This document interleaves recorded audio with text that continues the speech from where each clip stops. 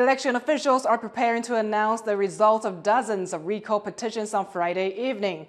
The Central Election Commission is reviewing around 30 petitions targeting opposition Kuomintang lawmakers. Those that drew signatures from at least 10% of a lawmaker's district will hold a public vote in the next few weeks. Most of the petitions are expected to reach this threshold. And to find out more about how the mass recall movement will unfold from here, Leslie Liao spoke with Courtney Donovan Smith, a political analyst based in Taichung in central Taiwan. Can you just give us an idea of the scale of this recall movement? I believe worldwide, this is the largest such recall movement at the national level that has ever existed anywhere in any democracy in the world.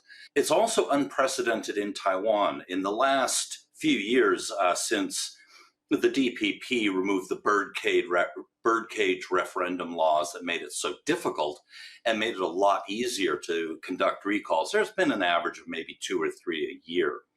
So this is genuinely quite unprecedented. Are there any takeaways from past recall movements in Taiwan that we can apply here to gain more insight into what might happen? A definite pattern emerges in the successful recalls in Taiwan up to this point in the modern era.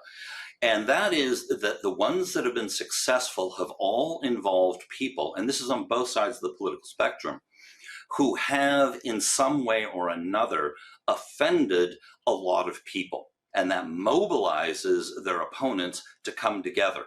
So, for example, if we contrast Chen Bo-wei here in the Taichung 2, he's also known as Sang Hu, from the Taiwan State Building Party. When he was recalled, a lot of people pointed out that he took a more radical stances, such as legalizing marijuana and these kinds of things. He's deep, deep green in a blue-leaning district.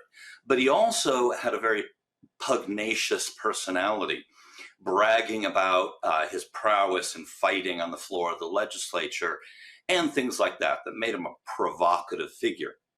Now, a somewhat similar figure would be Freddie Lim, who's also deep green, very, very much to the left, and in a pan-blue leaning district as well.